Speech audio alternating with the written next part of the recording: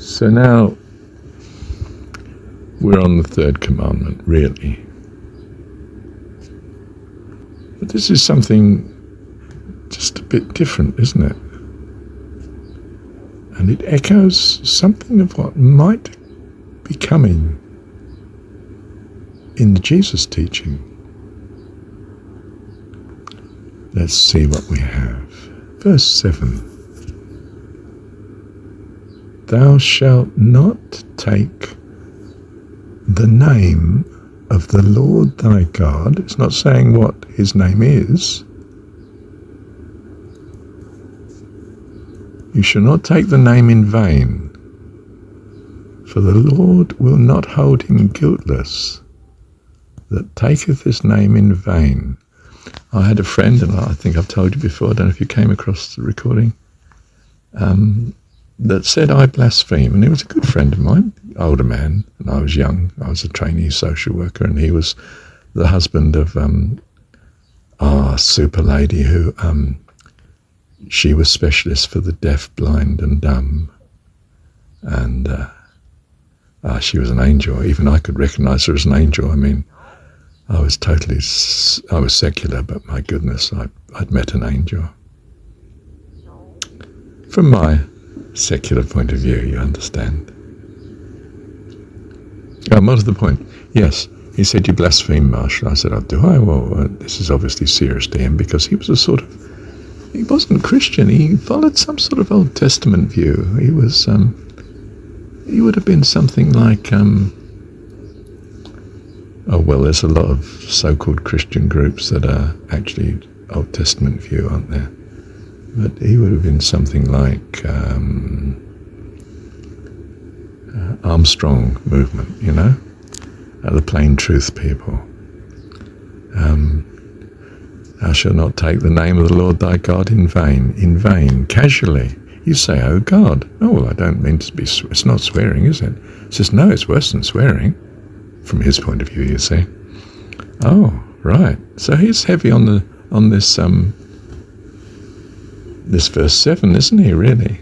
For the Lord will not hold him guiltless that taketh his name in vain. And of course, every time I say, oh God, I don't know, that would offend him, you see. I didn't want to offend him, so right, no problem at all. I can stop that just like that. And I did. I'd given up swearing anyway, more or less, not too seriously, but fairly seriously. And now, I swore in the way that Mum swore. Mum was not but it wasn't acceptable really among middle class to swear, not really, even though they're secular in English middle class culture, professionals. And Mum did, because she was from a working class background. Not too bad, but and I just, if Mum did it, I did it, sort of thing. So I changed that, no problem. And now I was being asked to not blaspheme. Well, I didn't really take blaspheme as serious, but it's serious if it upsets my friend. He's a great guy, I don't want to upset him. So I stopped. Boom. First step in the right direction, I felt, actually, on reflection, but I didn't know that then. Okay. And so, in vain, casually, without respect and honour and all due reverence. But this emphasis of the word name, you see, is crucial. The name you give is the way you see God. So don't treat it lightly. Don't treat him with flippantly or with contempt. It'll cost you. It's what this is saying. It's the heavy again, isn't it? Obedience and notice that these are commandments, aren't they? I mean, in a sense, although the word was not meaning commandment, it was meaning principle or precept or whatever.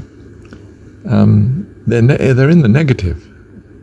There's something you can unquestionably do. I can't tell you, if I say you must love me, really that's an absurd thing to ask. to insist that you love me, because the more you insist, the less I'm going to love you, isn't it? I mean, what goes on here? Love is a voluntary thing that your whole being responds to. Yeah.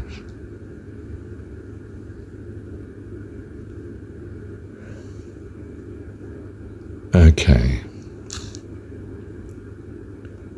Where are we? Oh yes, I wanted to say, look, by comparison, look how the name is understood in the Jesus teaching of John 17. It's absolutely fundamental. That the name indicates the relationship, and the relationship is everything. We're a child of God. Wow.